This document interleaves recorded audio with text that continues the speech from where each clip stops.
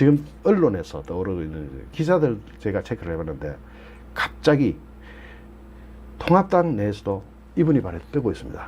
갑자기 뜹니다. 겁나는 속도로 뜹니다. 최재형 감사원장입니다. 이분은 상당히 독특한 이력을 가지고 있는데 여러분, 최재형 감사원장이 문재인 정권에서 임명됐는데 청문보고서가 제대로 채택된 거의 보기 드문 사람이에요. 청문보고서 할 때 총투표수 246표 중에서 즉 동의한다가 231표, 야당이 전부 동의해 줬어요. 부가 12표가 있었는데 이건 누군지 모르고 기타 3표가 있었는데 이거 빼기라고. 어떻게 야당까지도 다 동의해 줄 정도로 이 감사원장 이 사람은 문재인이 임명했는데 야당이 동의해 줬다? 재밌죠? 야당이 지금 동의해 준 사람이 거의 없어요. 근데 최재형 감사원장은 다 통과했어요. 왜 그런지 보니까 이분이 굉장히 독특해요. 야당이 동의할 수밖에 없을 정도로, 통합당이 동의할 수밖에 없을 정도로. 하나씩 제가 체크해 보겠습니다. 경기고등학교 다닐 때 다리가 불편해서 등교를 제대로 못하는 친구를 2년 동안이나 업어서 학교를 같이 다녔는데, 업고 다닌 것 정도는 이슈가 안 되지. 그런 사람 많이 있습니다. 2년 동안 업고 다니면서 등하교를 시켰는데 나란히 서울대학교를 들어갔습니다. 와, 여기서 이제 딱 충격 팡 받죠. 2년 동안 업고 다니면서 그 친구랑 같이 1981년 사법시험에 함께 합격까지 합니다. 고등학교 때 2년 동안 업고 다녔는데 그 친구랑 같이 서울대학교 들어가고 사법시험에도 나란히 합격합니다. 대단하죠. 재밌죠. 재밌는 일합니다. 거기다가 문재인 정부를 향해서 지금 뭐라고 썼습니까? 대선에서 41%의 지지밖에 받지 못한 문재인 정부의 국정과제가 국민의 합의를 얻었다고 할 수 있겠느냐고 직격탄을 쏘면서 자유우파의 속을 시원하게 긁어줬습니다. 그러니까 관심이 갈 수밖에 없죠. 거기다가 아버지는 6.25 참전 용사. 이거 말 되네요. 아버지는 6.25 참전 용사, 해군 대령으로, 자신은 육군 중위 출신. 군대에 대해서는 옛날에 이해창과는, 이해창도 사실 억울한 거죠. 정말 억울한 거죠. 그건 완전히 사기당한 것이고, 아들은 또 해군 복무 중이네. 3대가 이어서 군에 대해서는 일체의 문제가 나올 수 없는 사람이에요. 거기다가 정말 감동적인 게, 제가 이거 소개해 드려야 되는데, 서울 가정법원장으로 재직 중일 때 두 아들을 입양합니다. 자기 딸이 둘이가 있는데 또 아들을 둘을 입양해요. 그리고 친아들로 키웁니다. 대단해요. 그러면서 입양은 진열대에 있는 아이들을 고르듯이 고르는 것이 아니다. 아이의 상태가 어떻든 간에 아이에게 무언가를 기대해서 입양을 해서는 안 된다. 그런 입양은 하지 마라. 입양은 말 그대로 아이에게 사랑과 가정이라는 울타리를 아무런 조건 없이 제공하겠다는 다짐이 있어야 한다 하면서 두 아들을, 가정법원 원장으로 있을 때 두 아들을 입양해가지고 지금 군대도 보내고 대학도 보내고 아주 아버지로서의 역할을 완전하게 이해합니다. 이 보수 인사 중에서 이 정도 노블리스 오블리제를 실천한 사람이 그렇게 많은가요? 우리 보수 주변에 있는 사람들 많이 보잖아요. 만약에 이분이 떠오르면 김종인은 낙동강 오리알 집에 가라 하면 돼요. 1년짜리 어차피 비정규직 아닙니까? 임시직으로 불러 김종인을 가라 하면 되는데 굉장히 뜨고 있다고 합니다. 지금 통합당 의원들 사이에서조차도. 자기 자신이 또 인격을 갖추고 있고 어느 정도, 사람이 완벽할 수는 없습니다. 사람이 완벽할 수는 없지만 이 정도라면 거의 완벽하지 않을까 하는 생각이 들 정도입니다. 이 사람이 또 나이도 또 지금 현재 만 63세 56년생입니다. 나이도 대통령에게 딱 좋은 나이고, 출생은 어디냐? 경상남도 진해시, 옛날 주소로는 창원시 진해구죠. 진해 출신입니다. 진해. 본관은 해주 채시고, 학력은 아까 말씀드린 대로 경기고등학교에서 서울대학교, 병력은 육군 중위 만기 전역했습니다. 감사원장 지냈고 23회 사법시험 합격해가지고 서울고등법원 부장판사까지 지냈습니다. 그러면서 정말 재밌는 일이 참 재밌잖아요. 이 정도면 이슈가 될 만한, 여러분의 흥미를 끌 수 있는 이슈죠. 군대 문제 없어. 아버지 6.25 참전용사, 자신은 육군 중위, 아들은 해군 복무 중. 청문보고서에서 야당이 동의해줬다? 통합당이 동의를 해준 아마 유일한 사람 아닌가 싶어요. 야당도 저 정도의 인품은 무조건 감사원장 해라 했는데 또 문재인이라고 와장창 붙은 게 뭡니까? 김호수 때문 아닙니까? 아니 문재인이 다른 사람도 아니고 김호수 같은 사람을 감사위원으로 시켜달라. 임명권은 문재인한테 있지만 재청권은 감사원장한테 있어요. 그럼 재청하는 사람이 지 맘대로 하는 겁니다. 재청을 누구를 시켜주십시오 하고 두 사람을 재청하면은 한 사람을 고르면 돼요. 또는 한 사람 추천하면 한 사람 그거 찍어주면 돼요. 문재인은 그거 하는 거예요. 임명권이라는 게 그렇게 단순한 거 아닙니까? 그러면은 재청권자한테 김호수 같은 사람을 위원을 하니까 이 사람이 받아들일 리가 있나요? 원칙주의자인데. 이회창이보다 더한 원칙주의자 같은데. 이회창 대표 전 측근에서 모시던 사람 아닙니까? 아주 이회창 대표 대쪽입니다. 진짜로 멋진 사나이죠. 그런데 느닷없이 김대업이라는 사기꾼을 만나가지고 1년을 그걸로 허송세월했어요. 그 이후에 제가 이회창 총재를 약 한 3개월 이상 측근에서 모셨는데 그때 이회창 총재를 보시면요 진짜 달라요. 우리 일반인이랑 다른 게 뭔지 아세요? 새벽 6시 반인가 그때 아침 회의를 해요. 선거 때니까 그때 해야 되죠. 그러면은 그때 이회창 총재가 쫙 깨끗하게 차려입고 나와 있어요. 근데 마칠 때 집에 몇 시에 들어가느냐? 11시 반, 11시 40분 이렇게 들어가요. 그 잠시 자고 주무시고 나오는 거죠. 그런데도 한 번도 조는 걸 못 봤습니다. 정말 대단한 사람이에요. 조만하지만.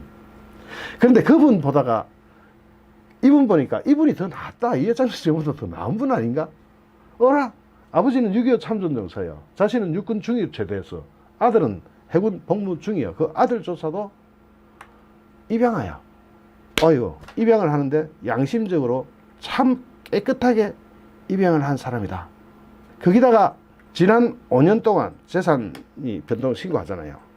그걸 볼 때 자녀 2명과 함께 최근 5년간 13개 구호단체에 법관 월급 그래 많지 않습니다, 여러분. 4천여만 원을 기부를 했습니다. 그리고 판사 재직 시절에 검사 아들과 검사 사위를 둔 무역업체 대표한테 실형을 선고하면서 같은 법조인이라고 감싸주지 않고 법 앞에는 예외를 두지 않겠다 하는 단호함도 보였습니다. 어라? 이 단호함은 진짜 대쪽 같네요. 대쪽. 그러면서 감사원장 시절에 감사원장을 하면서 월성 1호기 감사를 하면서 문재인 정부랑 캉하고 부딪힙니다. 월성 1호기가 어떻게 됐냐면요. 아직 내용 연수가 남아있는데 문재인이 탈원전하고 탈 꺼내자마자 작동 중지를 해버렸어요. 중지시켜버렸습니다. 그러니까 월성 1호기가 중지되는 것이 정당한가? 제대로 된 업무 플로를 거쳐서 월성 1호기를 폐쇄했는가? 여기에 대한 감사를 하게 됩니다. 이게 잘못된 거죠. 월성 1호기를 그렇게 내용 연수까지 남아있는 월성 1호기 갑자기 왜 중단해요? 왜 폐쇄를 해요? 국가재산인데.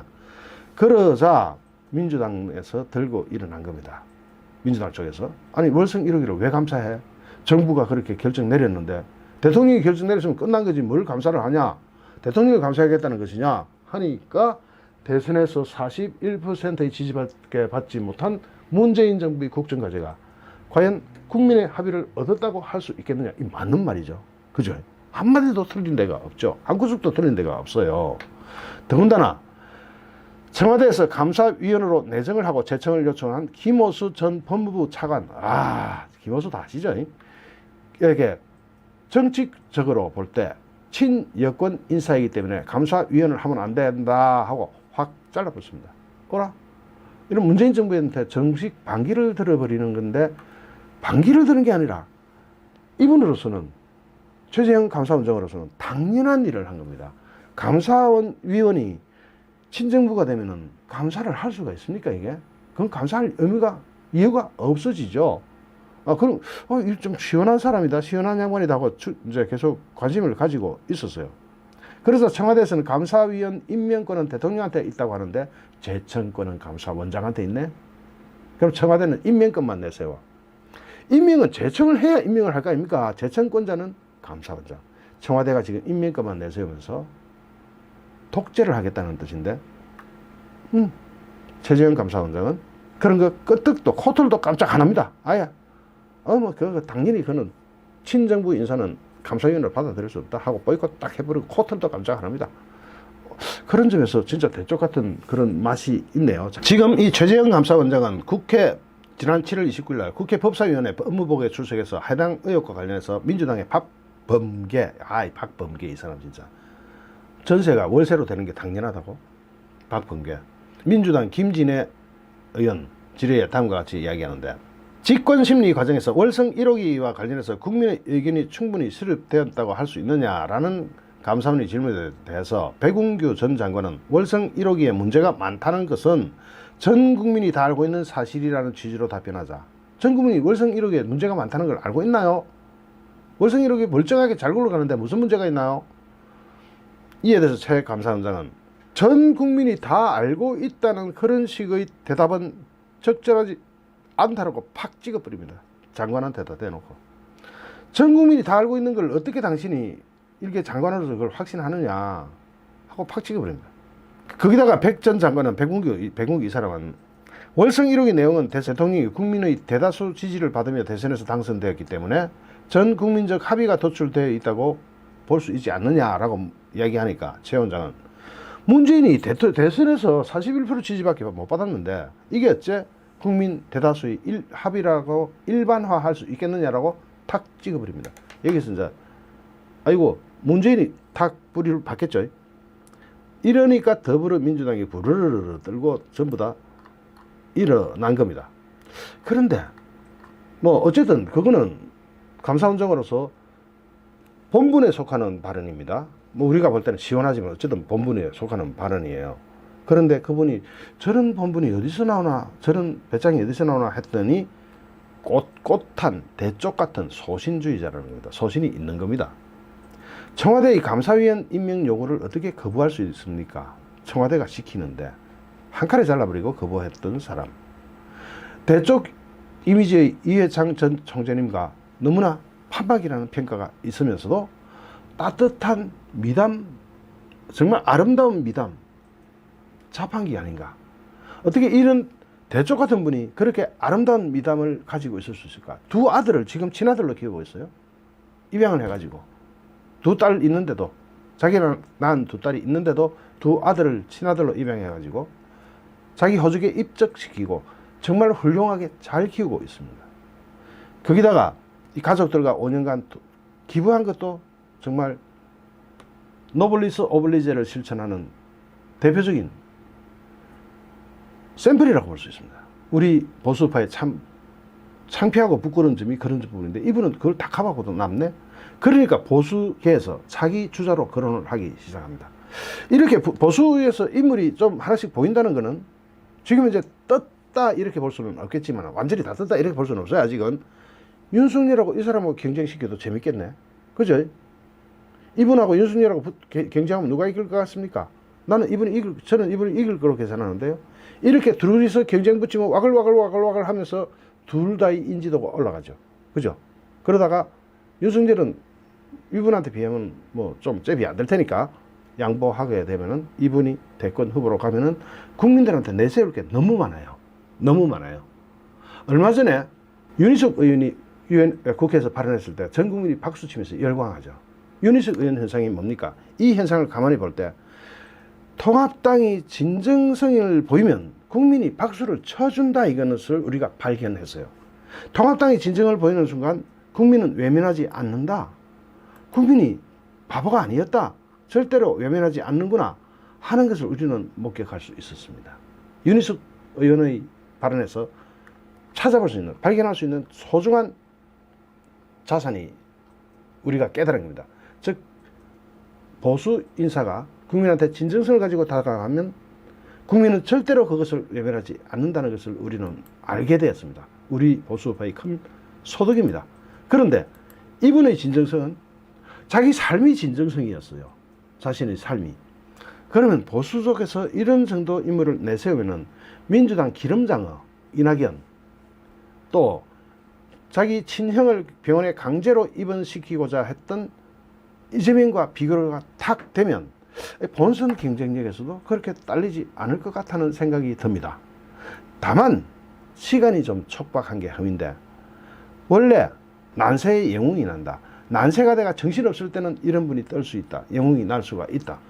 여기에 보수파로서 다른 후보들을 폄하하는 게 아니라 그런 다른 후보들 뭐 홍준표, 오세훈, 또 요즘 원희룡, 또 누가 있더라, 윤석열, 또 누가 있더라, 뭐 많잖아요. 제가 지금 이름이 당장 다 기억나지는 않습니다만은 그 많은 와중에 이분도 섞어 놓으면 차별화되고 경쟁하면서 보수가 오히려 민주당보다 통합당이나 또는 보수 전체가 다 국민의 관심을 확 끌어당길 수가 있겠죠.